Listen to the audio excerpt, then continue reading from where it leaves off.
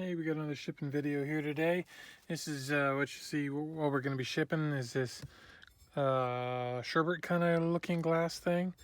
And sugar, I sold the lid that I had for this the other day, but it was the wrong lid. It wasn't the sugar canister lid.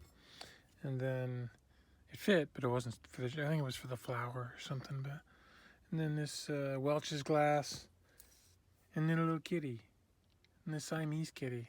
Told you about how I feel about Siamese kitties. Alright, well, I'm not going to waste your time or mine. We got to get moving here. And you can see there, I just took the kitty. I rolled that. That doesn't really matter. Yeah. That's that. He's good to go. Well, once I put him in a box, of course. Okay. Oh, a little box. I need a little box. Oh, there it is. Oops. Oopsie. Oopsie. Here's a little box.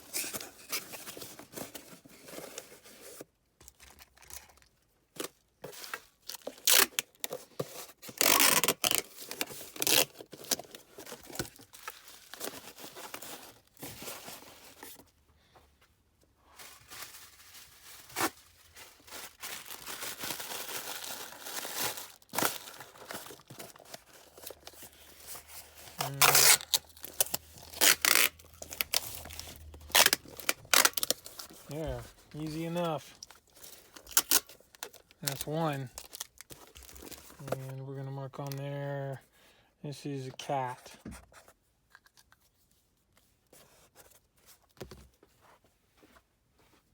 Next is the 3 caballeros.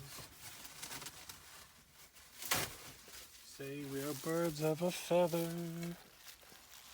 And just that.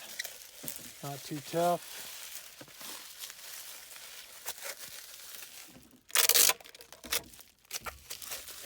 That again. I wonder, just checking here.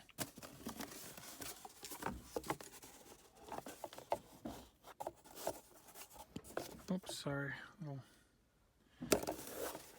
I might be able to send that in that. That'll be alright. I don't think it'll get broke.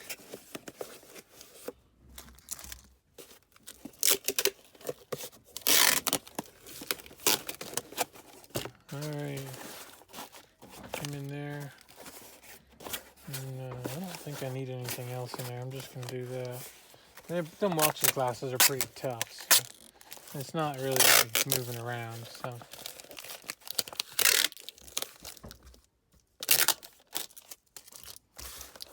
Okay, so we're going to put W for Welch's glass. And then that. I'm going to take this, roll this up like that, just this.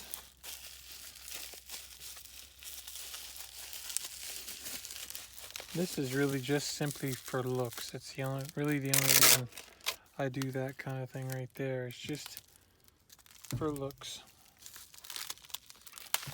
Yeah, oops.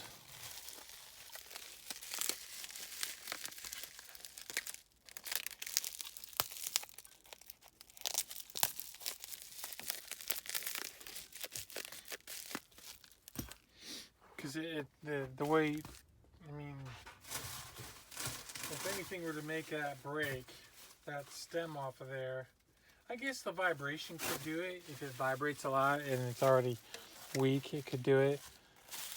It would still vibrate, so yeah, I don't know.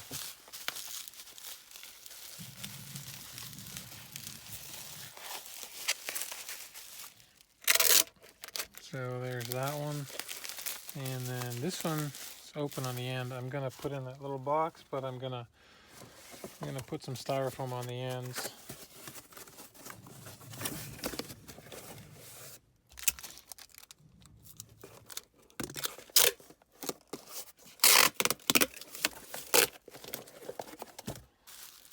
hoping we can put in the little box.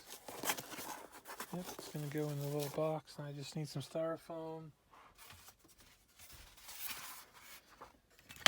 And we'll cut that about there.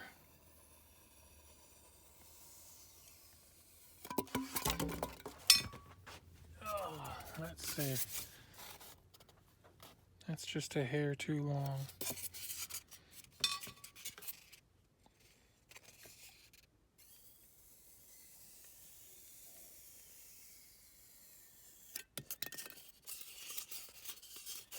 I'm going to cut this piece.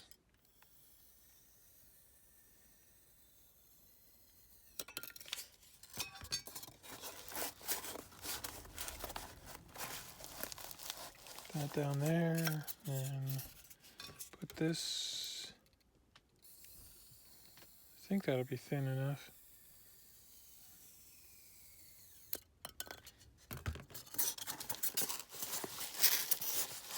Yep, put that down there. I'm going to stick this piece in here. Like that.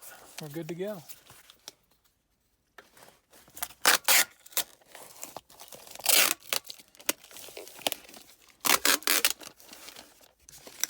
All right, that one. And then I'm just going to put R for red. Okay, next. And that's this. This is a little harder. Finding the right box is going to be a thing. I guess we'll start with some bubble wrap.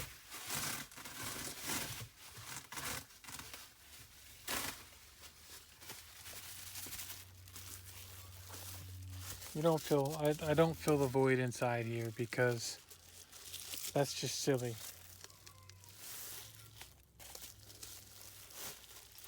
They don't do it when they ship it from like the manufacturers and stuff like that. They don't put any kind of fill in there because it won't do any good.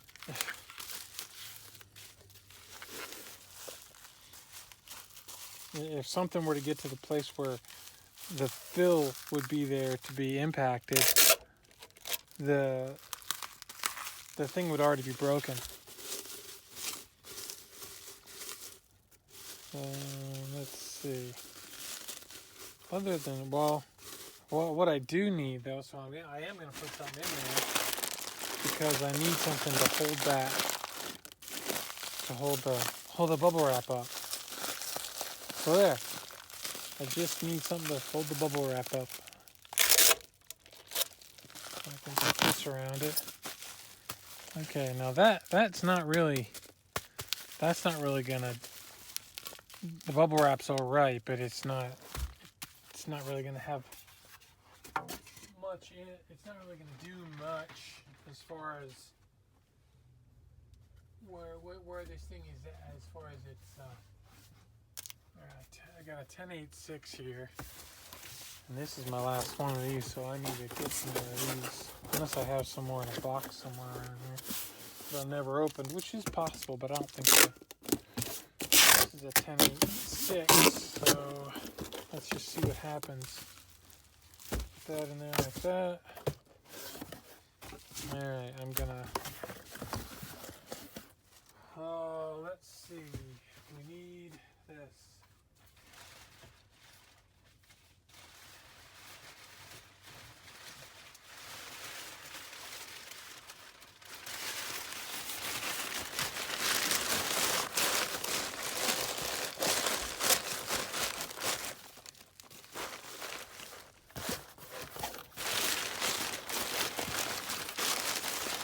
There's enough room around the edges that unless there's a catastrophic event that occurs here, there's enough room around the edges that this paper should do the job.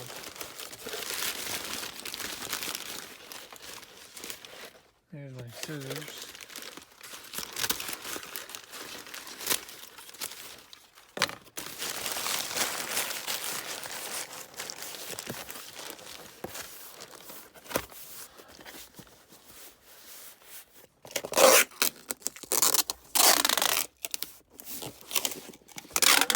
told you that that fellow bought out my antique booths that I had when the shop closed. He came in and cleaned me all out, which was great.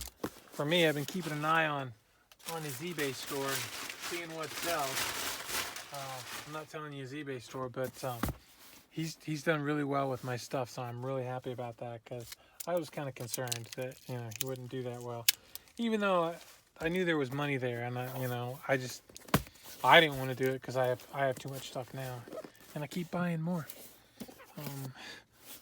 But it's new, it's not stuff I've already dealt with for a long time. So yeah, so he's doing good. So don't think that just because something's in an antique store that you can't make any money on it, because I mean, he sold some things that I can't believe how much money he made on them.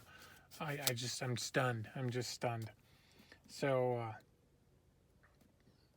yeah, so I mean, he did really well with. He's doing really well with that stuff. So don't count antique stores out when you're outsourcing, because antique stores, junk shops, whatever you want to call them, there's gonna be stuff in there that you can flip for money. So I just thought I'd tell you that. So okay, that's it. We're done then. All right. Thanks for watching. Have a great day. Bye.